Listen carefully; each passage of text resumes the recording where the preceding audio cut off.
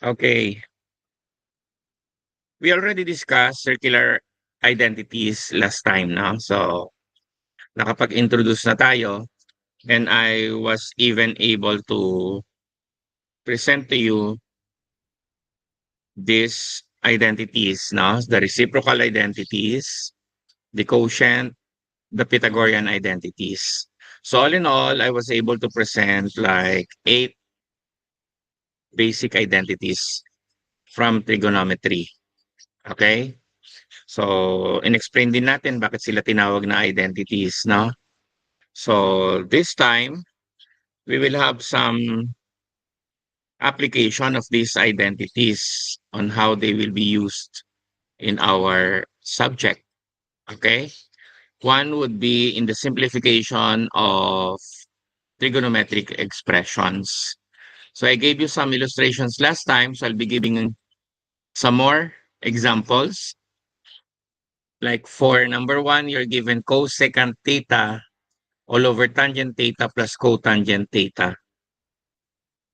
So we would like to simplify this by replacing the given functions by an expression that is equivalent to sine and cosine. No?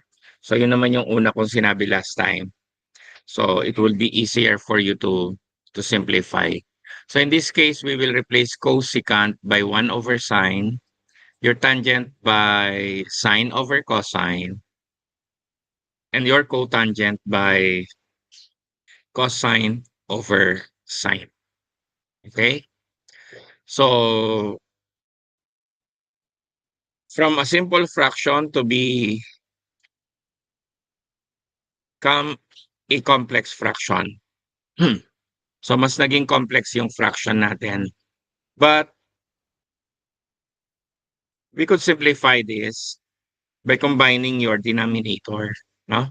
Yung lahat ng denominators natin, sine theta, cosine theta over sine theta, can be combined into a single fraction by finding the LCD, no? So the LCD would be cosine theta and sine theta, tama? Ito.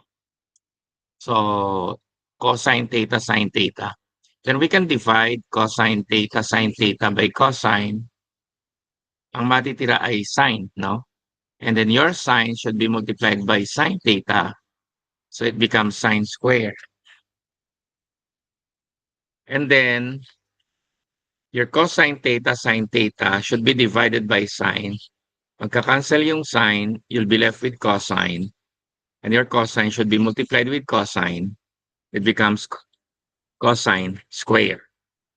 And then from here, observe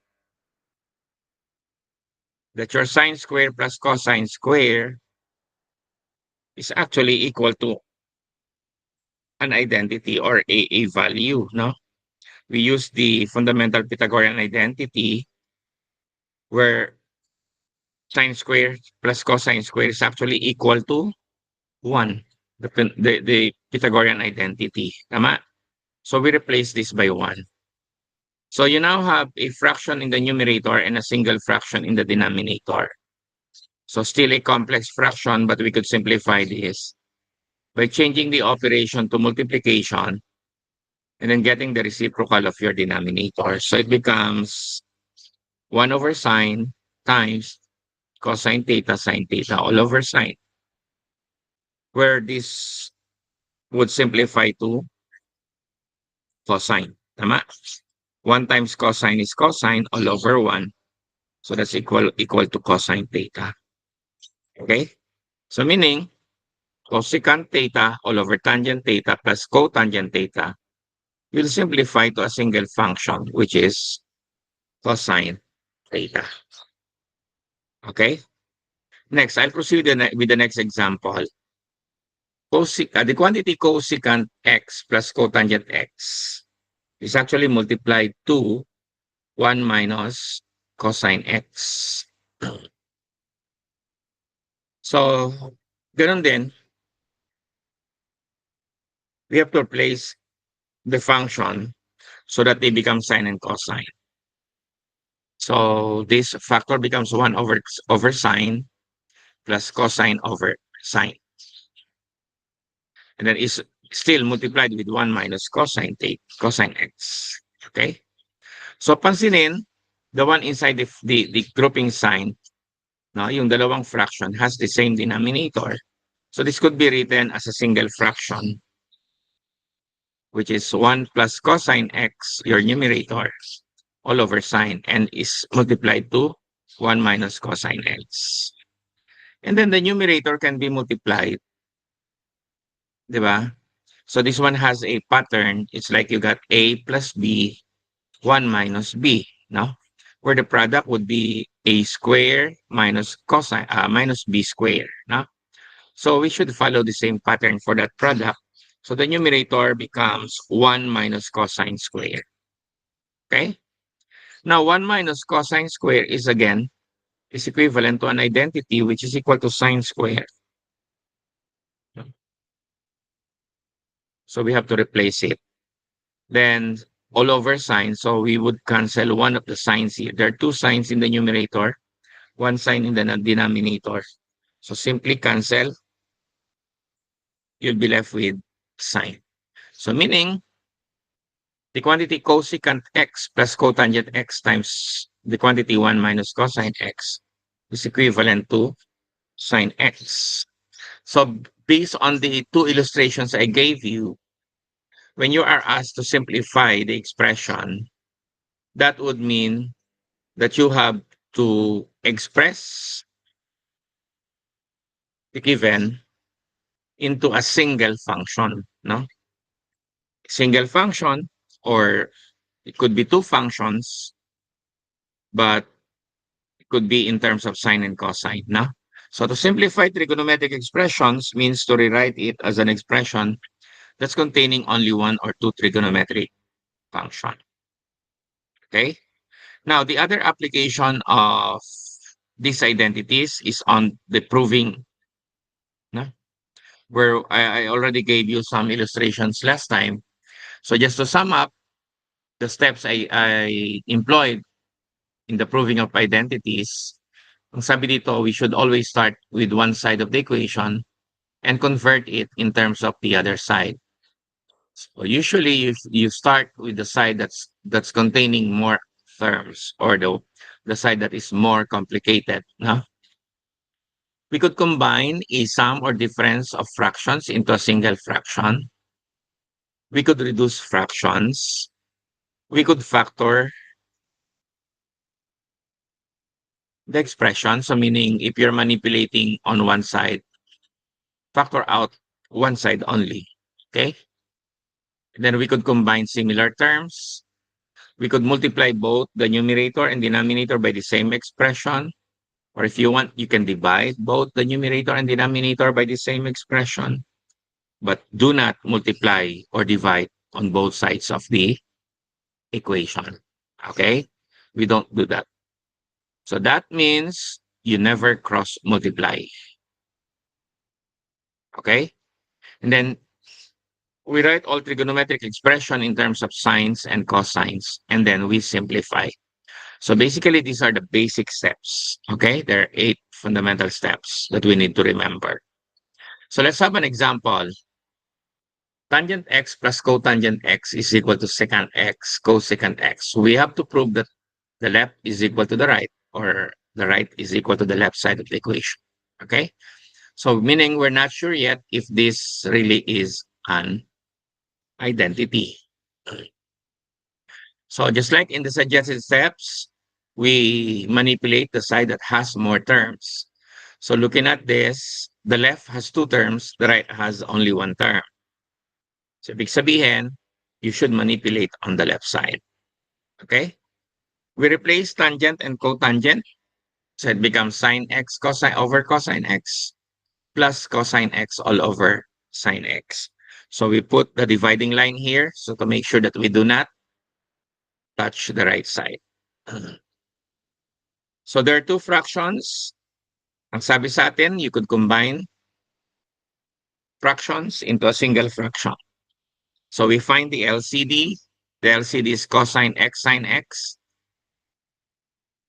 And then cosine x should be divided by cosine x. You'll be left with sine. Times sine becomes sine square. Cosine, sine should be divided by sine x. Magka-cancel si sine x, you're left with cosine x. So your cosine x should be multiplied with cosine x, making it cosine square x. Again, this one looks familiar, right? Where this is equal to 1. So since you have combined this into a single fraction, pwede mo rin silang paghiwalayin, no?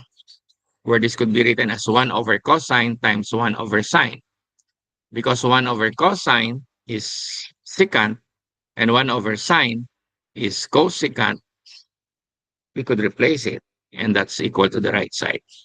Okay? So we put the identity symbol to signify that we have proven the identity. Okay?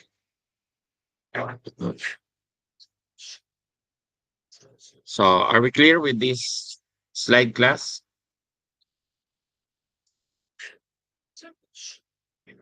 Sige. Next, we proceed with the next slide. Prove the given identities again, or identity. So it's clear from the given that the left side is more complicated than the right side, which is only 2 tangent theta. No? So we manipulate on the left. What do we need to do? Combine the two fractions. Okay? And in combining the two fractions, we need to get the LCD. Okay? So you simply have to multiply the two denominators where it's similar to A minus B, A plus B, di ba? This is the first term, this is the second term. First term and second term, opposite signs. So when you multiply, the product is A square minus B square. So that your denominator becomes like this. Secant square minus tangent square theta. Okay? And then to obtain the numerator, remember that this is the result of a product of this of this two, no? So pag dinivide mo to ng secant minus tangent, it becomes secant plus tangent times 1. And then when you divide this by secant plus tangent, you'll be left with secant minus tangent times 1 also. So that's why we got secant theta minus tangent theta here. And take note, this is minus. So observe that I have placed the grouping signs here. No? So to make sure na hindi ka malilito. Now, since you have to combine these two groups here, we have to remove the grouping signs. No? So when you remove the grouping signs, take note of the operation that is before the grouping sign. So dito wala. So you could just remove the grouping sign. So you can just write secant plus tangent. Since there's minus here, you have to distribute. No? So this should become minus secant, should become plus tangent. No? So naulit lang yung step dito. So this is now secant theta plus tangent theta minus secant theta plus tangent theta. Okay? Now, we will combine similar terms. Remember, you got positive secant theta here, and this is minus secant theta. So this will become 0. And then you got tangent theta plus tangent theta. So that will be 2 tangent theta. Okay? So pansinin ninyo, secant square theta minus tangent square theta is actually an identity. No? So that should be coming from secant square theta plus or equals plus, I'm sorry, equals 1 plus tangent square. No? So we could transpose tangent square to the left, so it becomes secant square minus tangent square, which is actually equal to 1. Kaya yung denominator natin dito ay naging 1 na lang. So, that should be rewritten to this form, 2 tangent theta, which is actually equal to the right side, which is 2 tangent theta. Again, we write the symbol for identity. Okay, are we good with the second example, class?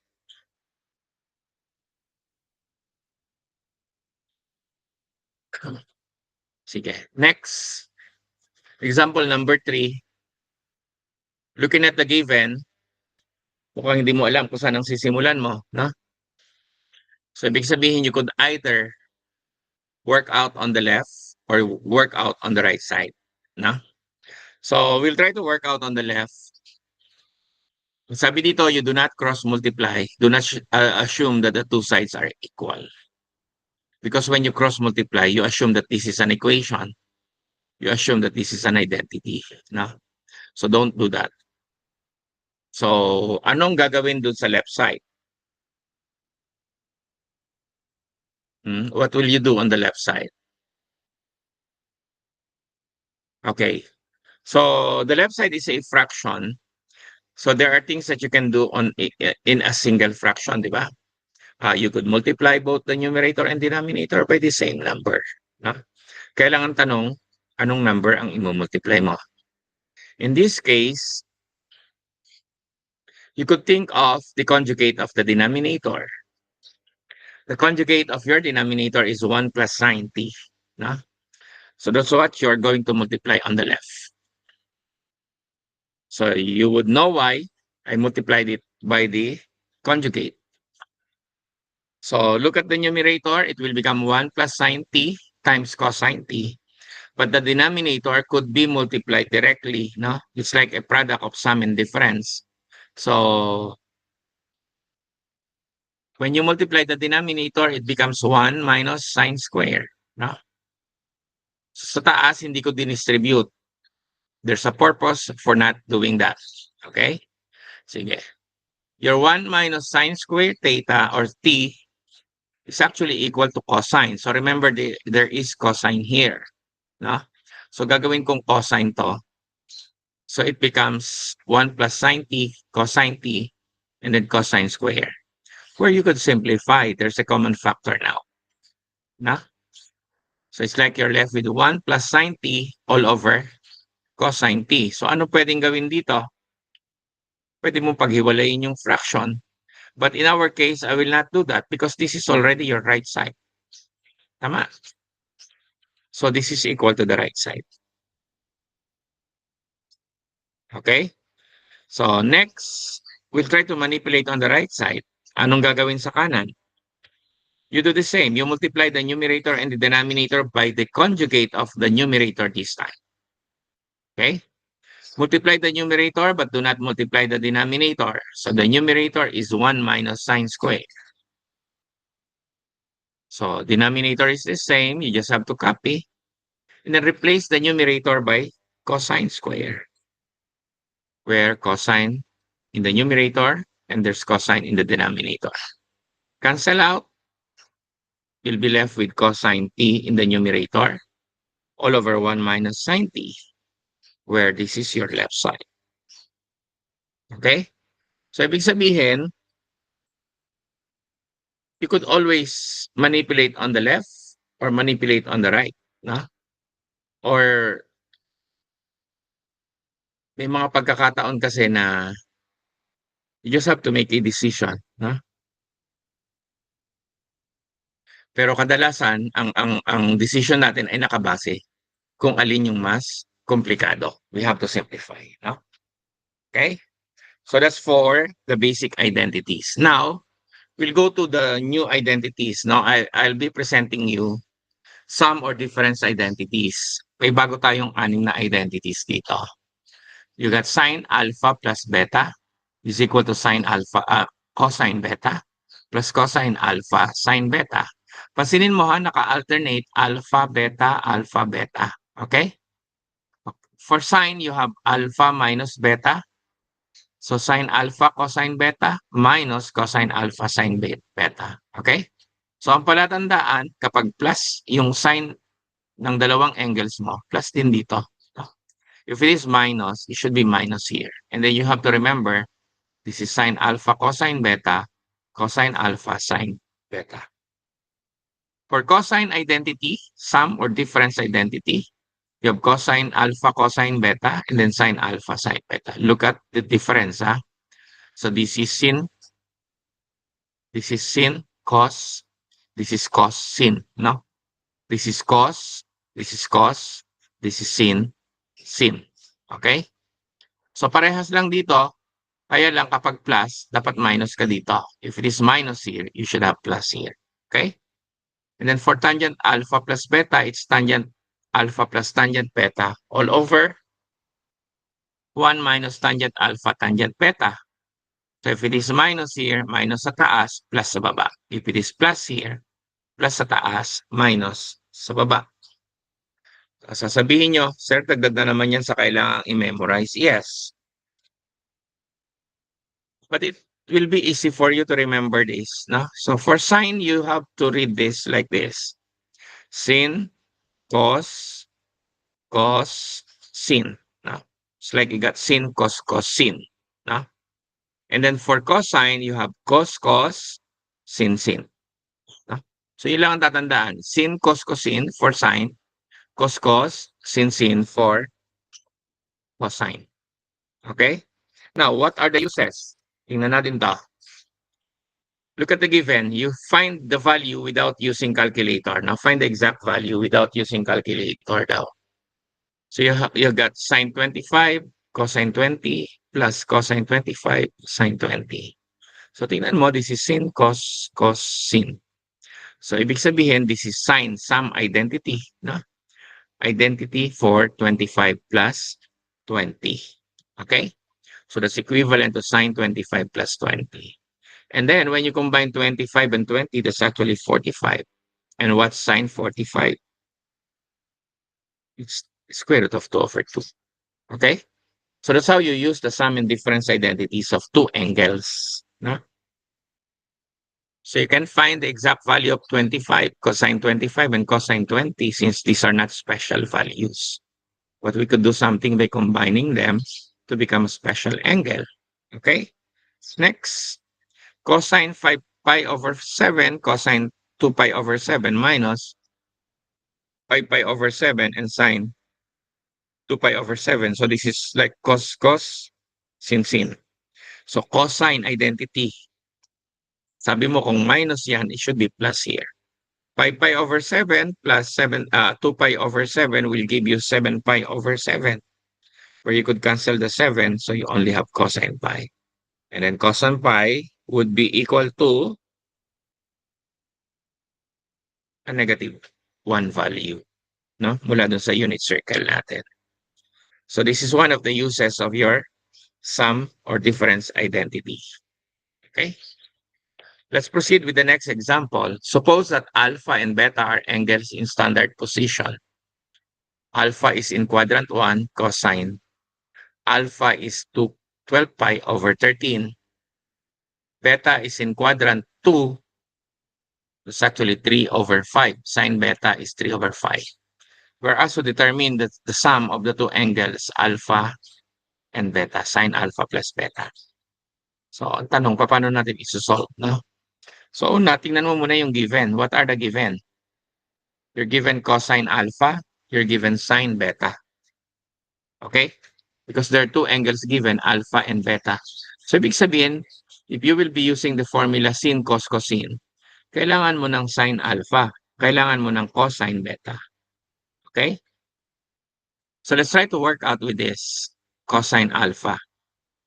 12 over 13. Paano mo makukuha si sine alpha? So, there's a formula. There is an identity that you could use. That's cosine square plus sine square is equal to 1. Your fundamental Pythagorean identity. Since you're looking for sine alpha, ito yung magiging formula mo. Sine alpha is equal to the square root of 1 minus cosine squared alpha. No? So that's coming from the Pythagorean identity. And then we could just replace cosine square alpha because there's a value here. That's 12 over 13. 12 over 13 when squared will give you 144 over 169. Combining this, the one inside the group, the square root sign will let you use the LCD. Tama? That would be 169 minus 144 over 169. And 169 minus 144 is actually 25 over 169. The square root of 25 is 5. the square root of 13 is, the square root of 169 is 13. But when you're taking the square root of a number, there should be plus and minus here. No? So ano magiging sign na kukunin natin? It cannot be plus and minus at the same time. Balikan mo si alpha. Ang sabi sa problem, alpha is in quadrant 1. So if alpha is in quadrant 1, your sign alpha is positive. So we're taking the positive value here. Okay? Next, for cosine beta, we use the formula cosine beta is square root of 1 minus sine square beta. No? Replace beta or sine beta. You got 3 over 5. Squaring 3 over 5, that's 9 over 25. Combined by LCD, that will give you 25 minus 9 all over 25. 25 minus 9 is actually 16. And then the square root of 16 is 4 over the square root of 25, which is 5. Okay? Again, when you take the square root, there's plus and minus here. Ulitin ko, babalikan mo si beta. Sabi mo si beta is in quadrant 2. All signs teachers are cute. Second quadrant, sign lang ang positive. So that means your cosine should be negative. Okay? So you now have the values for cosine alpha, sine beta, cosine beta. You can now make use of the formula sin, cos, cosine. Replace. We have the values. No? Simplify. 5 times negative 4 is negative 20. 13 times 5 is 65. So negative 20 over 65 for the first. 12 times 3 is 36 over 65. So you got negative 20 over 65 plus 30 over 65. We got the same denominators here. Combine the numerator. So negative 20 plus 36 is positive 16. 16 over 65. Okay? So that means this is the value of your sine alpha plus beta. What if you're asked to find cosine alpha plus beta? Still make use of the following given. Na, yung sinolve natin sa kabilang screen. Na? So, cos, sin. It is plus, it should be minus. Replace 12 over 13, negative 4 over 5, 5 over 13, 3 over 5. 12 times negative 4, that's negative 48, tama? Over 65. 5 times 3 is 15 over 65. Again, the same denominator. So you simply have negative 48 minus 15. That will give you negative 63 over 64. So your cosine is negative. Okay? And then,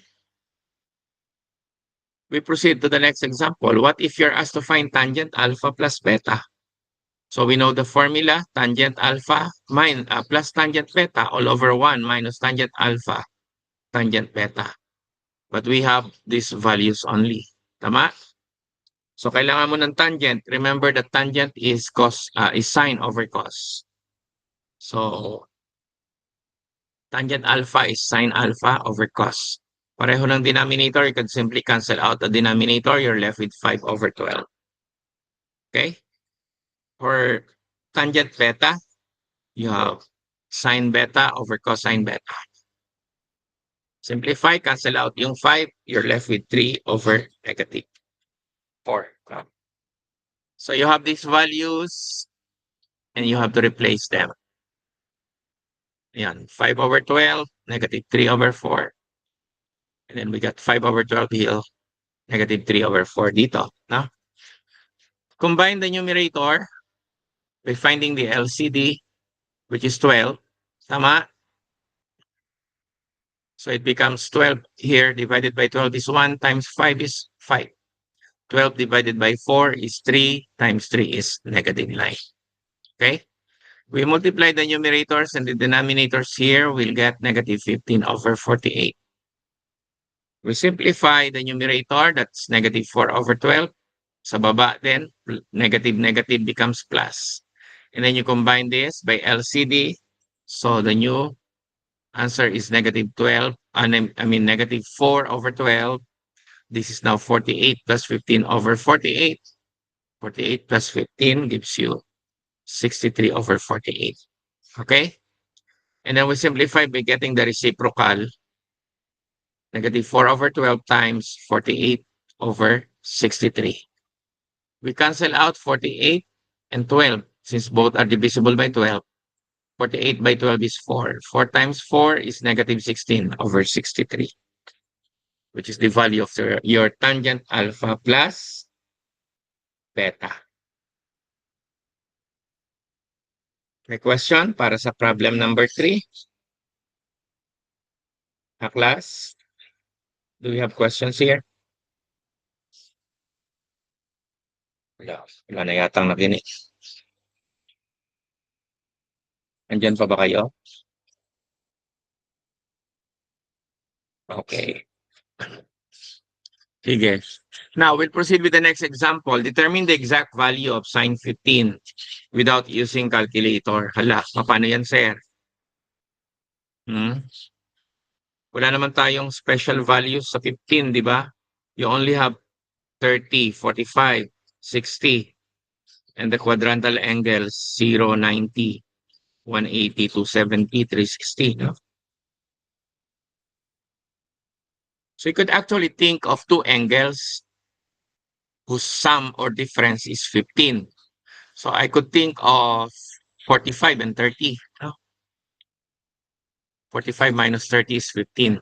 Pwede rin naman 60 minus 45. No? You can do that also. So in this case, it's a difference of two special angles, 45 and 30. So see, this is sine difference identity, sin, cos, cosine. Huh? Ayan. Replace the alpha and the beta. So it becomes sine 45 cosine 30 minus cosine 45 sine 30. And you know the exact value for for sine 45, tama? Square root of 2 over 2. Cosine 30 is square root of 3 over 2. Okay, cosine 45 is square root of 2 over 2. Sine 30 is 1/2. Multiply the numerators, square root of 6 over 4. Square root of 2 over 4. So this becomes the fraction now. Combine, since they have the same denominators, it's square root of 6 minus square root of 2. So in our case, we cannot combine square root of 6 with square root of 2 since they are of different radicals. No? So pwede mo lang pagsamahin yan kapag may pareha silang radicands, yung nasa loob. Di ba? So that would be the exact value of sine 15 degrees. So ibig sabihin, you could always find ways, no, to find the exact value of your trigonometric function, even it is not a special angle. So tangent 15 degrees, paano mong kukunin? So again, you can make use of 45 minus 30. No? It's tangent 45 minus 30. Using the identity, replace the angle alpha and beta by 45 and 30. And then find the value of tangent 45. You know it is equal to 1. And tangent 30 is square root of 3 over 3. So replace lang natin. And then that will help you simplify the numerator.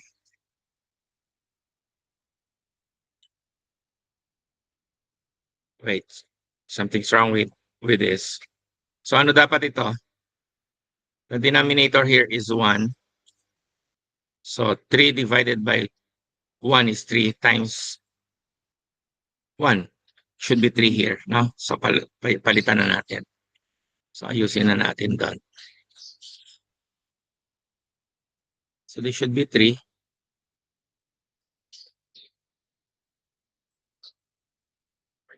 Dito pala. So this should become 3. This should become 3. Ito ay 3. Ito ay 3.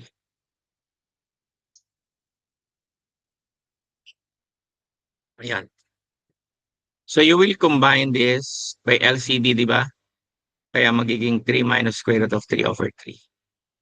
And then you could cancel the denominator here and the denominator here. That will give you 3 minus square root of 3 all over 3 plus square root of 3. So that will give you this answer. So in some cases, you have to rationalize the denominator. No? So, but for demonstration purposes, we could accept this as your simplified answer. Nakasunod ba tayo dito, class? Hmm? Sino may tanong?